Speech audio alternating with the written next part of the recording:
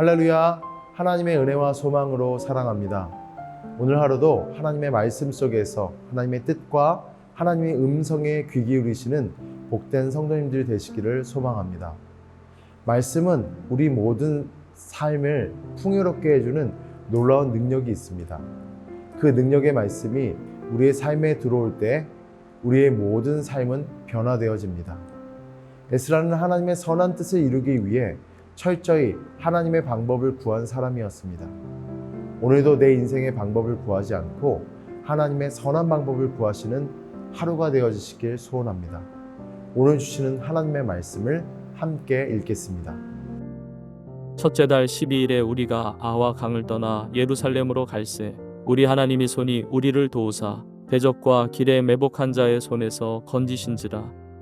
이에 예루살렘에 이르러 거기서 3일간 머물고 제4일에 우리 하나님이 성전에서 은과 금과 그릇을 달아서 제사장 우리아의 아들 무레못의 손에 넘기니 비느하스의 아들 엘르아살과 레위 사람 예수아의 아들 요사밧과 빈누이의 아들 노아다가 함께 있어 모든 것을 다 세고 달아보고 그 무게의 총량을 그때에 기록하였느니라.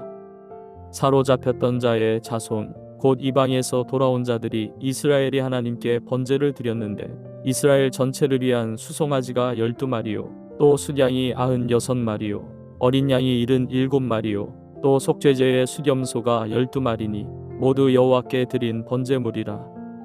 무리가 또 왕의 조서를 왕의 총독들과 유브라데강 건너편 총독들에게 넘겨주매 그들이 백성과 하나님의 성전을 도왔느니라. 우리 31절, 32절 읽습니다. 첫째 달 20일에 우리는 아하와 강을 떠나서 예루살렘을 가려고 길을 나섰다. 가는 길에 매복한 자들의 습격을 받기도 하였지만 하나님이 우리를 잘 보살펴 주셔서 그들의 손에서 벗어날 수 있었다. 예루살렘에 이르러서 사흘 동안은 쉬었다. 분명 1500km의 그 길은 위험이 많은 길이었을 것입니다. 에스라의 선택은 자칫 다른 사람들에게 비난받을 수 있는 것이었습니다. 왜냐하면 편안히 갈 수 있는 왕의 지원을 받지 않고 무모하다고 할 정도로 위험한 선택을 하였기 때문입니다. 그러나 하나님께서는 에스라의 중심을 보셨습니다.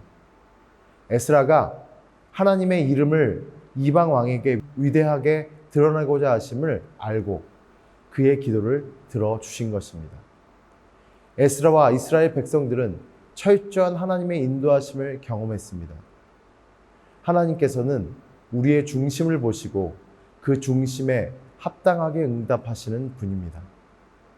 우리가 하나님을 신뢰하고 행할 때 하나님께서는 그 신뢰에 합당하게 응답하시는 분이신 것입니다. 32절에 보니 에스라와 귀환한 자들은 예루살렘에 도착해서 3일간 머물렀다고 합니다. 이 머물렀다라고 하는 표현의 원어를 살펴보면 3일간 안식했다고 해석할 수 있습니다. 즉 그들은 예루살렘을 도착한 후 3일 동안 몸과 마음의 휴식 기간을 가진 것으로 이해하고 해석할 수 있습니다. 12제사장을 중심으로 안전하게 예루살렘으로 옮겨진 헌물은 정확하게 다시 계수하고 무게를 달아 인계하고 기록했겠죠. 이로써 그들은 중책에서 벗어나지만 이어지는 말씀을 보면 곧바로 성전에서 하나님께 제사 드리는 일을 수행한 것으로 보입니다. 그러므로 귀한 자 모두에게 3일의 휴식은 그 다음 일을 감당하는 데 큰 도움을 주었을 것이고 그 일을 효과적으로 수행할 수 있도록 도왔을 것입니다. 우리 모두는 이 장면에서 에스라의 리더십을 온전하게 발견하는 한 대목이기도 합니다. 계속해서 33절과 34절을 읽습니다. 나흘째 되는 날에 우리는 하나님의 성전에서 은과 금과 그릇을 달아서 우리아의 아들 무레못 제사장에게 넘겨주었다.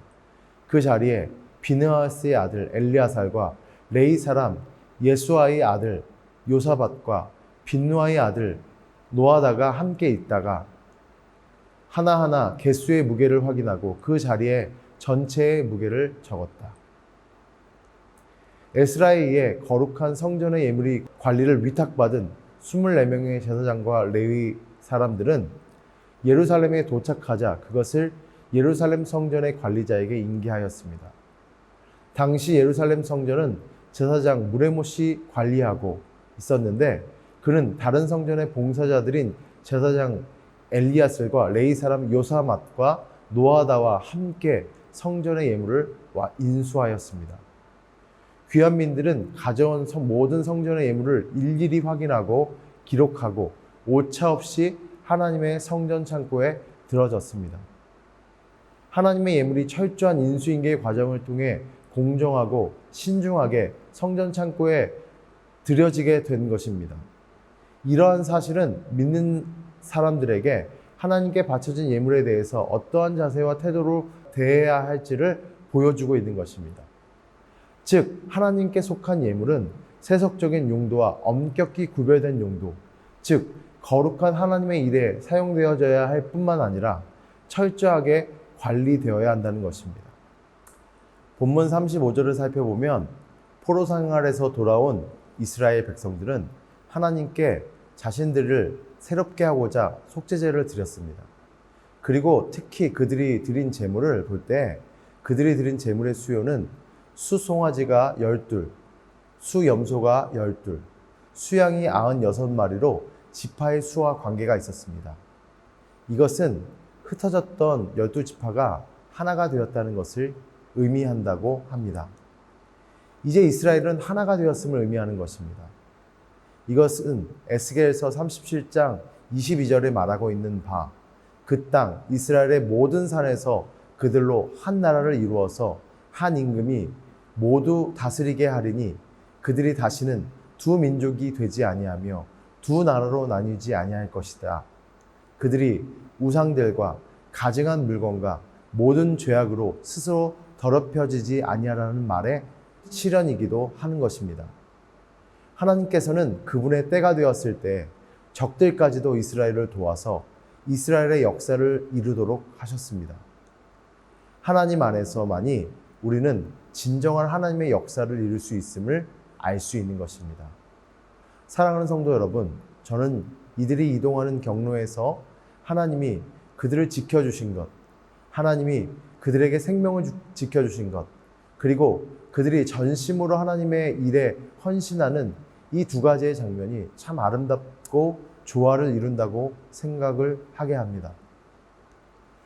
우리는 우리의 신앙생활을 볼 때 우리 자신은 하나님께 온전히 헌신하지 않으면서 하나님은 우리의 삶에 적극적으로 끌어들여서 도움을 받고 싶어 합니다.